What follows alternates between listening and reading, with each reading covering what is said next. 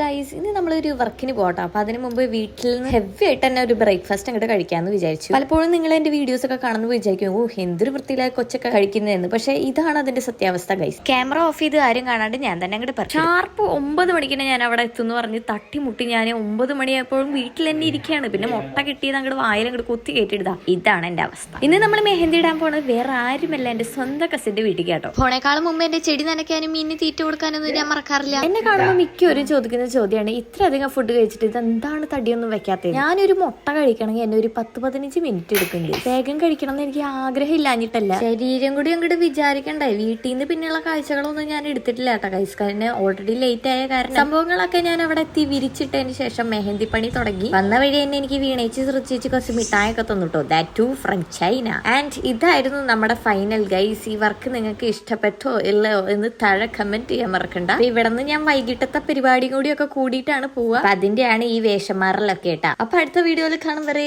Bye bye, see you.